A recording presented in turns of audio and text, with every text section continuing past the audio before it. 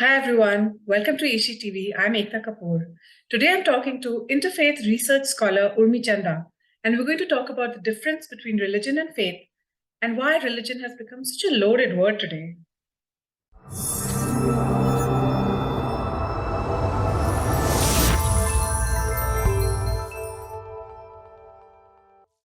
Hi Urmi.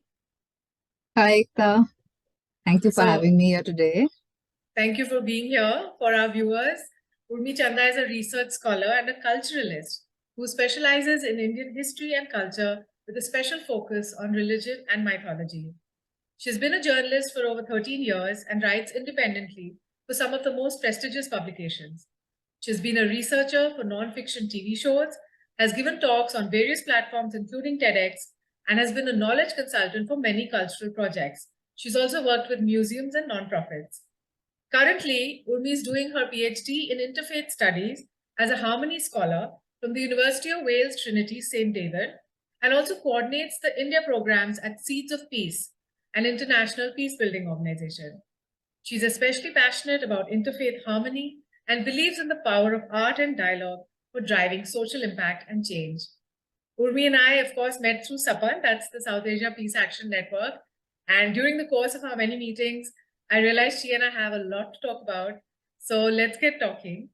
So, Urmi, thanks for being here. And first off, as someone who has researched this subject, tell me, how do you define the difference between religion and faith?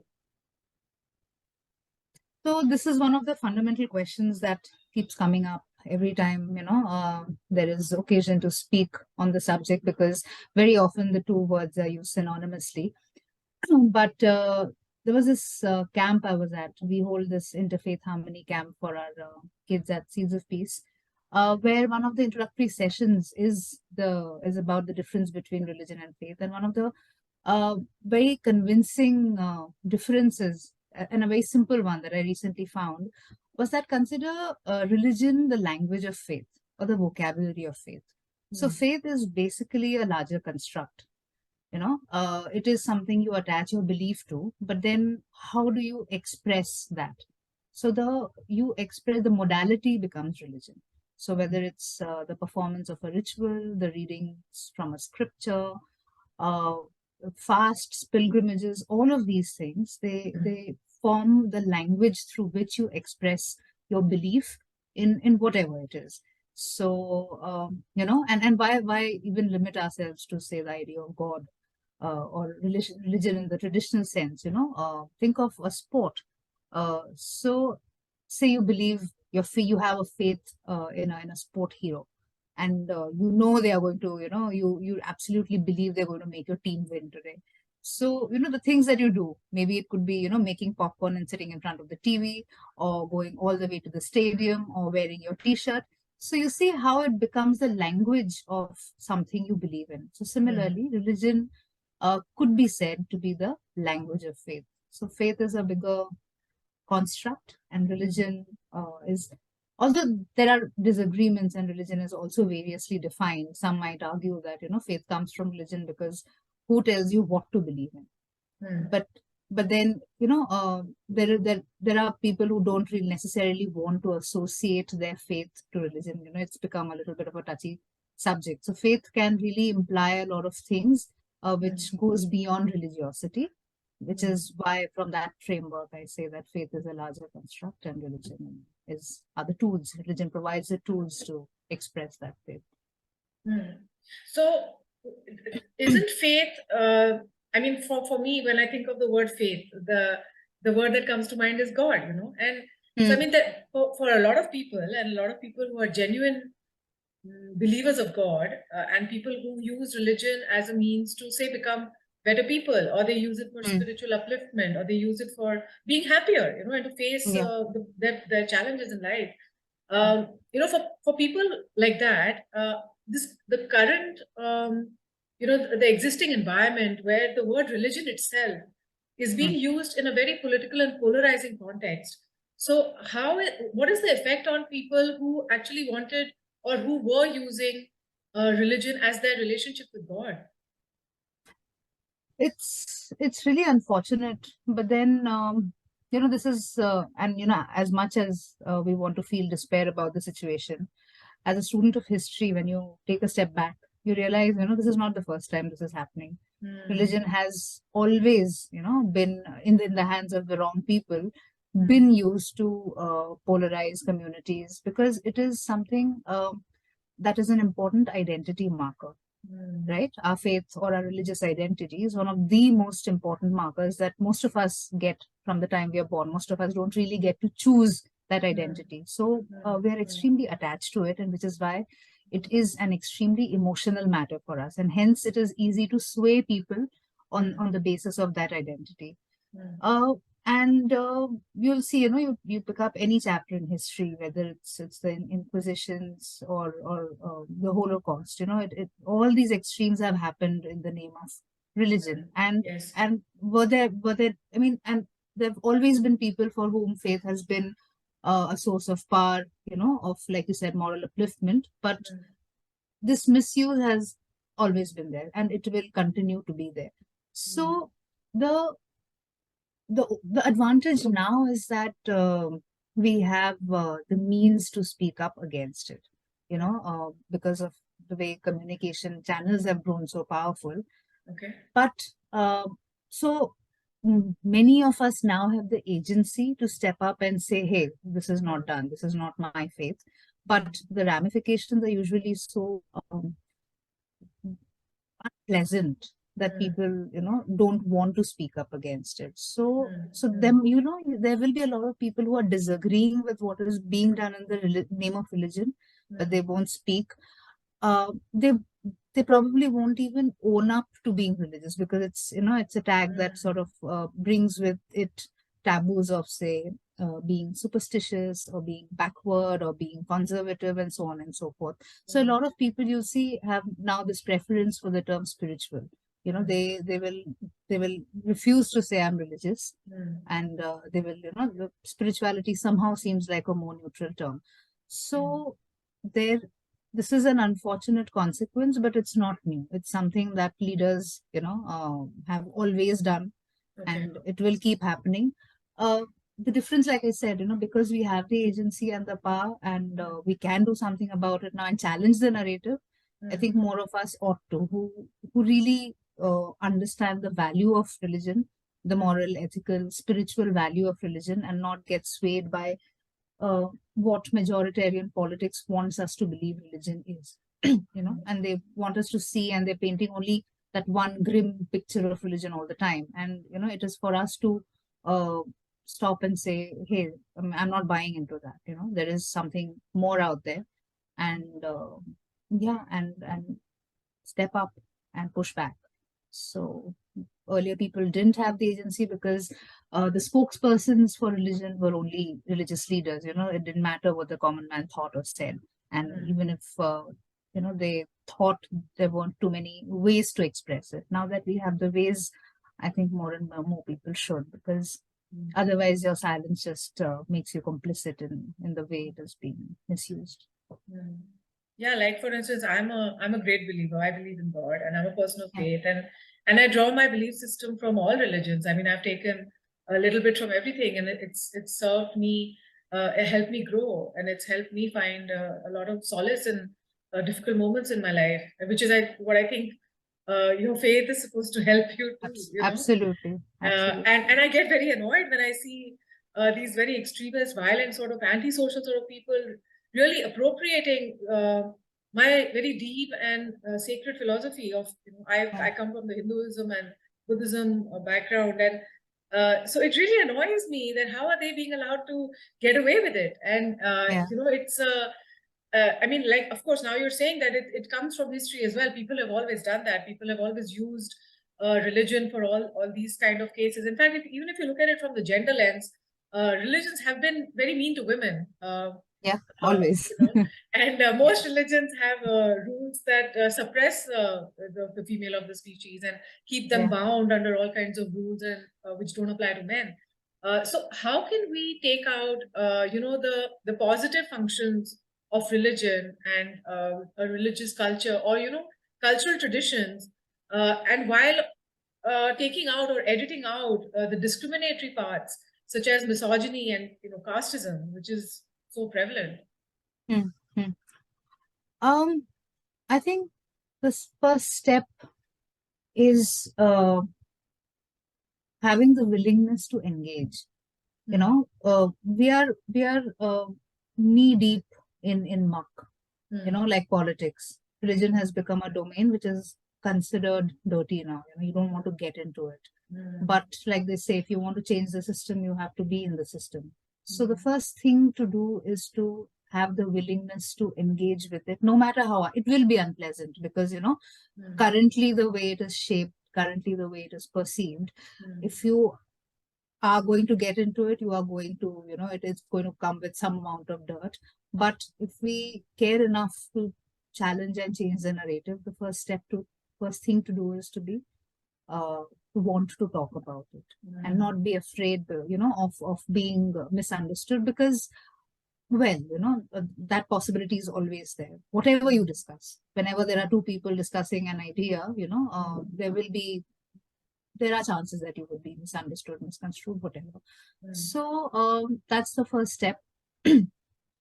Also, one thing I very strongly feel about is, our education system is secular in India, right? So our schools are not places where our kids learn about religion, um, which I feel is problematic, because then the only source of learning about religions, whether it's your own or anyone else's, becomes just what you're hearing in your families or your religious maybe community, and even worse still, a very propagandist media. So the only source our children are learning about religion from, are these extremely polarized and biased sources. There is no other way. So, and when you live in a country like ours, which is so it's so diverse, so pluralistic, you can't afford to not know, because ignorance, fear comes from ignorance, and which is why it's so easy to villainize the other. A politician just stands up and starts saying something random about the other community, and you have no way to vet it or check, because you've never really been exposed to anything. All you know about the other community is, okay, they have maybe 2 festivals in a year. Okay, all you know about Muslims is that there is Eid, and all you know about Christians is that there's Christmas. And beyond that, really, how much do our children know? So how, it's very difficult to act, suddenly expect them to grow up into citizens with a complete understanding and acceptance of what these other, communities are like, because they've never really been taught. So, like I said, knowledge really is, is always the answer. So, we have to find ways to start engaging with these subjects in simple ways, acknowledging even what is wrong with them. Put it into historical perspective, come at it from the spiritual perspective, and also point out what is, socially not relevant anymore.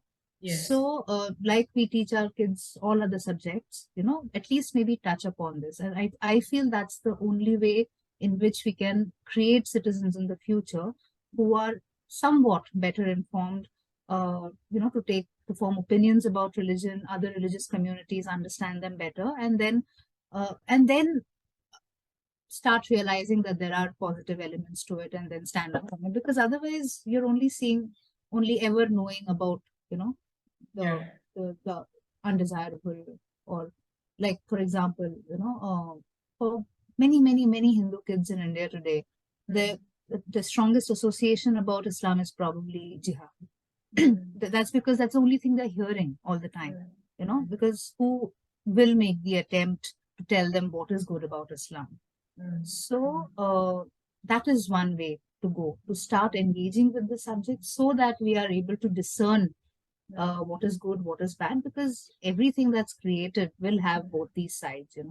Nothing is ever entirely black or entirely white. Religion has a very powerful, motivating, positive force also. It is a repository of morality, of values. It gives us our moral direction, but we don't really hear about it. So one way to go through it is to educate ourselves about it. Yeah, even I feel that religious education is required in schools. It's when we were young, we used to have this subject called moral studies, or Yeah, moral which science. moral science. Yeah, it's not there anymore. But I think some of the by the time the children reach class 10 or 11, they sort of briefly touch on religion in through some short stories in Mm. their English class or something. But that's too little and it's too late, Yeah, because by the yeah, time yeah. you're high schoolers, a lot of your belief systems are already in place. Correct. So I think all these topics have to be brought up with children when they're very young, when they're in Mm. primary school. We have to start talking to them about religion. And I think that's how you make religion less of a bad word, and more of something that belongs to everybody. And it's not just a handful of people who can stake claim on it. And that too, like you said, for political reasons. People have Mm. been doing it from ages. Mm. Actually, Mm. in that context, I follow Nichiren Buddhism, and our mentor, Daisaku Ikeda, he's a peace builder. He says that people do not exist for the sake of religion. Religion Mm. exists for people, to enable Yeah. people to become happy. So Mm. he talks about religious revolution, and he says that Mm. religion must evolve with the times. Like, for instance, you're talking about the bad aspects of religion, which teach you that women are inferior to men, or certain castes are lower than other castes. So there all religions have these black holes somewhere.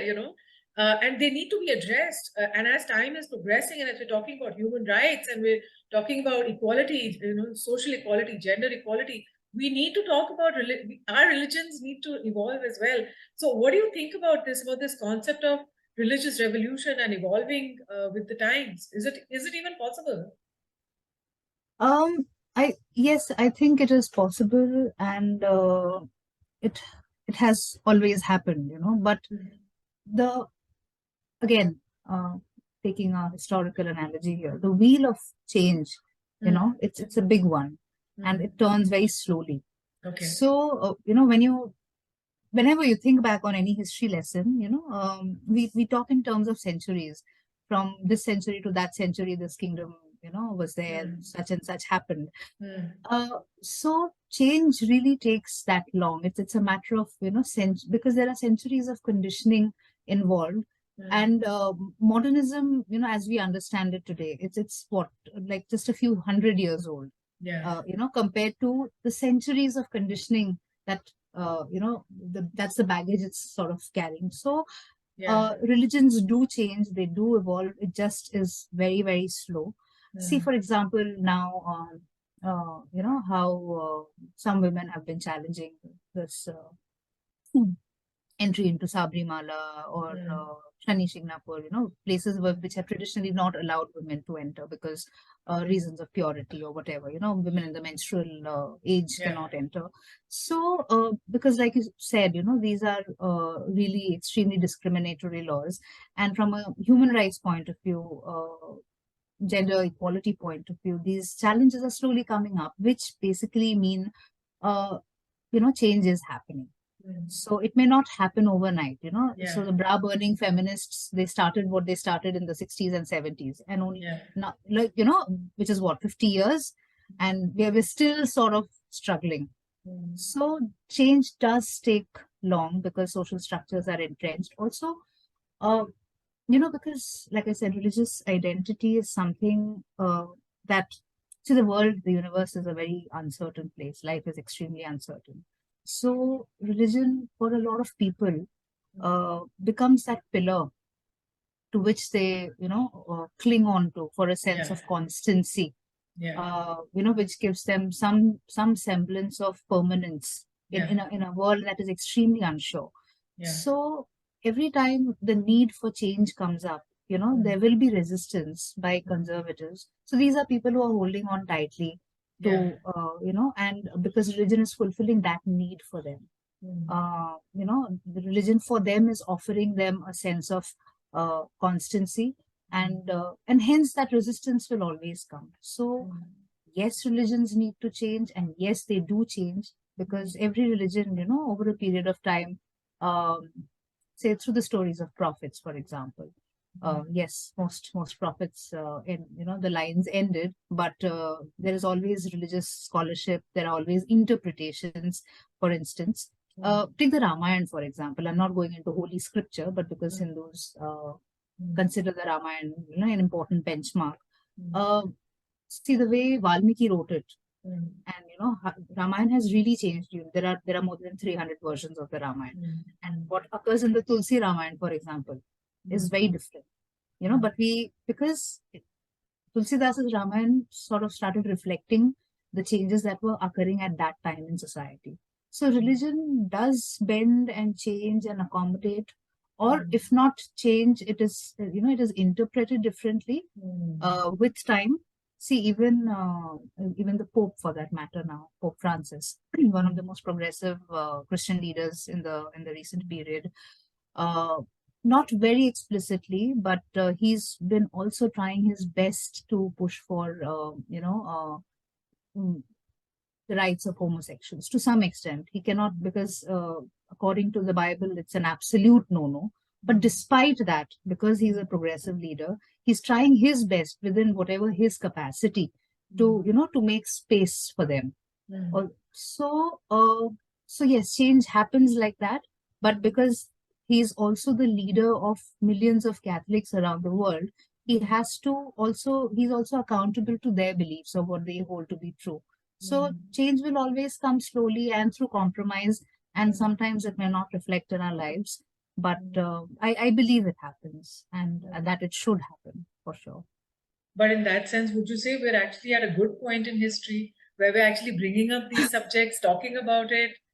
And like you said, there's more communication now. I see, Eka, I don't know what is good, what is bad, every period, you know, like every generation, our parents always complained, said about how we are useless and how their generation was great. We are saying the same things about our kids, how amazing we had it and how useless the generation is. So every generation, every point in time, every period comes with its own, opportunities and challenges. Technology brings with it a great set of opportunities, but also has thrown its set of challenges that come with it. So I wouldn't say this, our time is better or worse than anyone else's. Ours is a unique time with its unique problems, and we are fighting. Some people choose to fight against what is wrong. Some people are happy to sit on the fence as long as it's not affecting them, and some people are happy to comply with what is wrong because it helps them. So you know whatever demands, like you said, are coming up, it's a reflection of our times. So this is the time where the conversations are happening around gender justice. So they'll also arise in the context of religion. This is a time where conversations are happening around, say, climate justice. So it will also come up because religion, is tied to all aspects of our life. So I wouldn't say we are at a better or a worse time. We are at a time. It is what it is, and it has always been. Every time, every period, every generation comes handles this. Well, I'm glad you brought up the topic of climate justice, because you and I are part of SAPAN, and SAPAN is organizing an event on next Sunday, which is about interfaith collaboration. Can interfaith collaboration contribute to climate justice? So Urmi is going to be hosting this for our viewers. Please join us. That's on Sunday, the 29th of January in the evening at 8:30. And we'll talk more, Urmi, on this subject, and also how interfaith harmony, not just climate justice, but like you said, since it affects every aspect of human life, how interfaith harmony itself is a goal that we should be all working towards, whether we're in the media or in academics or any field. We should try and bring in interfaith harmony. The subject of interfaith harmony should be a mainstream subject. For students, for teachers, for everybody. I think this subject is something that is going to keep coming up, and it's something that's really important for us to address, and it's really the elephant in the room these days for a lot of issues. In a lot of families, it's become a polarizing issue. So I think we should deal with this head on and have and be armed. Be armed with knowledge before we, it's really dividing families and societies at present. So I think it's something more of us should be talking about it, in fact. Absolutely. So thank you for the work that you do, and thank you for coming here today and sharing your views with us. I'll see you on Sunday at the Sapan event. Yes. And yes, all the best for that. Thank you, Aekta. Bye-bye. Bye.